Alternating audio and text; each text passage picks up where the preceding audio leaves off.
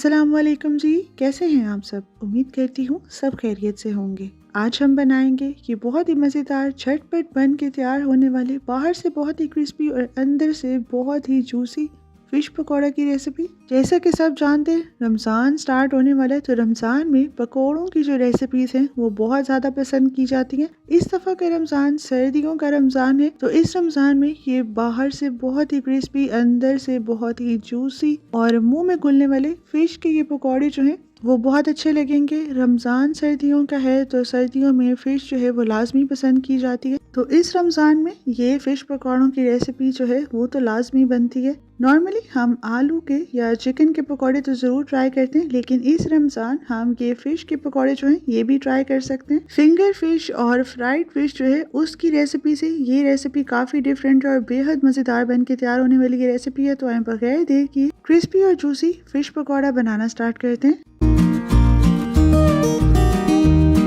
Fish pakora बना रहे हैं, तो फिश पकौड़ा बनाने के लिए यहाँ पर मैंने ली है बोनलेस फिश आधा किलो बोनलेस फिश है, जिसको मैंने इस तरह से बाइट साइज पीसेस में कट कर लिया। घर लाने के बाद इसको मैंने नमक और अजवाइन और लहसुन के साथ अच्छे से वॉश कर लिया था, ताकि इसकी जो स्मेल है वो खत्म हो जाए। अच्छे से धोने के बाद इसको मैंने यहाँ पे ड्राई कर लिया था। अब इसमें शामिल कर देंगे बारीक कटी हुई प्याज 1 अदद, छोटे साइज की प्याज है क्योंकि पकौड़ों में प्याज लास्ट में शामिल होते हैं, तो यहाँ पे इसमें प्याज ऐड कर लेंगे। साथ ही शामिल कर देंगे हरी मिर्चें 1 अदद, बड़े साइज की 1 अदद हरी मिर्च जो है वो यहाँ पे बारीक काट के शामिल कर दें।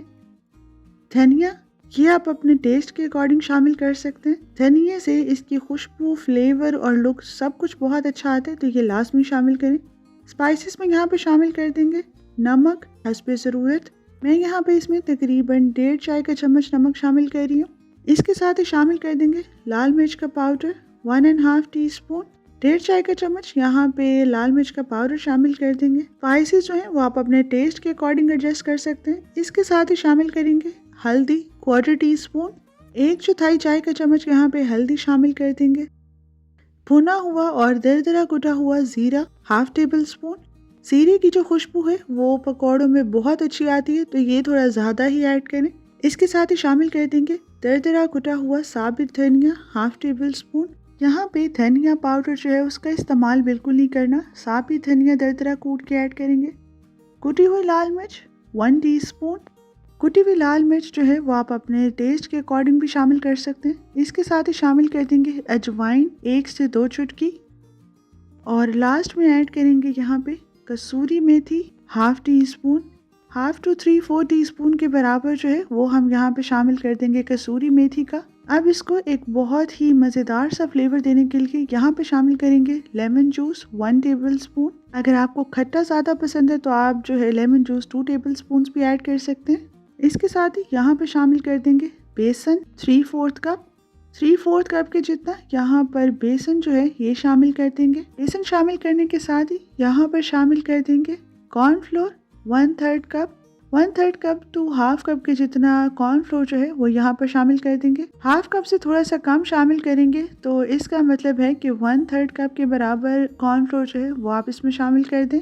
अगर 1/3 कप का समझ ना आए तो आप इसमें 1/2 कप कॉर्नफ्लोर जो है वो भी शामिल कर सकते हैं। अच्छे से यहाँ पे कॉर्नफ्लोर शामिल कर देंगे और यहाँ पे ऐड करेंगे इसके अंदर 1 चुटकी के जितना मीठा सोडा। बेकिंग सोडा शामिल करने से पकोड़े जो हैं वो बहुत ही मज़ेदार क्रिस्पी बन के तैयार होते हैं, तो ये लाजमी शामिल करें। पानी शामिल करेंगे और पानी शामिल करके यहाँ पे इसे अच्छे से मिक्स कर लेंगे। हस्बे ज़रूरत यहाँ पे पानी शामिल करें और इसको अच्छे से मिक्स कर लें। बहुत ज़्यादा पतला नहीं रखना, नॉर्मल सा यहाँ पे जो है वो मैरिनेशन बना के तैयार कर लेंगे। और लास्ट में ऐड कर देंगे सफ़ेद तिल हस्बे ज़रूरत। सफ़ेद तिल ऐड करने से जो लुक है वो बहुत ज़बरदस्त आती है। पकोड़े जो हैं वो बहुत टेम्पटिंग बन के तैयार होते हैं। कोशिश करें कि ऊपर से भी स्प्रिंकल करें और पकोड़े जब फ्राई करने के लिए डालें तो भी इसमें जो है वो हल्के हल्के से तिल स्प्रिंकल करते जाएं। अच्छे से मिक्सचर रेडी हो चुका है, तो यहाँ पर साइड बाय साइड ऑयल जो है उसको मैंने गरम कर लिया था, तो 1 बाय 1 अच्छे से मीडियम फ्लेम पे गर्म किए हुए ऑयल के अंदर पकौड़ों को तलना शुरू कर देंगे। फ्लेम जो है वो यहाँ पे आपने मीडियम रखनी है, जिस तरह नॉर्मली हम चिकन के पकौड़े तलते हुए रखते हैं। पकौड़े तलने में यहाँ पे हमें तकरीबन 8 से 10 मिनट लग सकते हैं। फ्लेम यहाँ पे मीडियम रखें, इसको आपने बिल्कुल जो है वो स्लो नहीं करना और ना ही यहाँ पे आपने फ्लेम को बहुत ज्यादा हाई करना है। मीडियम फ्लेम पे यहाँ पर हम जो पकौड़े हैं उनको 8 से 10 या फिर 12 मिनट तक मैक्सिमम इसे फ्राई कर लेंगे। 5 मिनट के बाद यहाँ पर इनकी साइड्स जो है इसको चेंज कर लेंगे और मजीद इनको यहाँ पर इसी तरह से साइड्स चेंज करते हुए अच्छे से फ्राई कर लेंगे ताकि हर तरफ बहुत ही खूबसूरत सा गोल्डन कलर आए। अच्छे से यहाँ पे 12 मिनट तक इसे फ्राई कर लें और यहाँ पर हमारे पकोड़े जो हैं वो बहुत ही परफेक्टली फ्राई हो चुके हैं। आप देखिए कि इनके ऊपर कितना खूबसूरत कलर आया है। बाहर से बहुत ही क्रिस्पी और अंदर से बहुत ही परफेक्ट पकोड़े जो हैं वो यहाँ पे फ्राई हो चुके हैं। देखने में ये बहुत ज़्यादा टेम्पटिंग लग रहे हैं। तो यहाँ पे इन्हें किसी भी स्टेनर के ऊपर अच्छे से डिश आउट कर लें।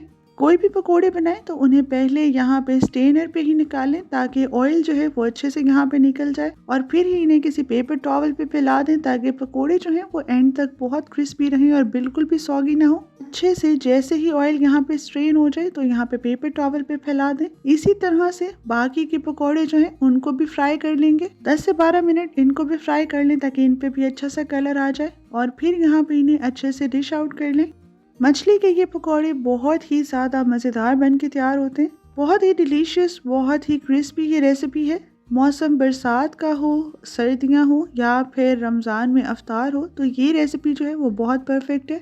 फिश पकौड़ों में से एक पीस यहाँ पर चेक करते हैं कि ये अंदर से कितने ज़्यादा सॉफ्ट और जूसी बन के तैयार हुए। यकीन माने घर के बेसिक स्पाइसेस से बन के तैयार होने वाले ये फिश पकौड़ा बाहर से बहुत ही क्रिस्पी, अंदर से बहुत ही जूसी और खाने में बेहद लजीज बन के तैयार होते हैं। इनको आप किसी भी धनिया पुदीने वाली चटनी के साथ, रायते के साथ या फिर टमाटो केचप के साथ सर्व कर सकते हैं। सबके साथ ये बहुत ही बेस्ट ऑप्शन रहता है। तो ये थी मेरी आज की रमज़ान स्पेशल फिश पकौड़ा की रेसिपी, जो कि उम्मीद करती हूँ आपको बहुत पसंद आई होगी। रेसिपी पसंद आई हो तो इस रमज़ान इसे ज़रूर ट्राई कीजिएगा और फीडबैक ज़रूर शेयर कीजिएगा और मुझे अपनी दुआओं में ज़रूर याद रखिएगा। फिर मिलूंगी किसी और वीडियो में कोई मज़ेदार सी रेसिपी लेकर। तब तक के लिए मुझे दे इजाज़त। Thank you so much. Take care and अल्लाह हाफिज़।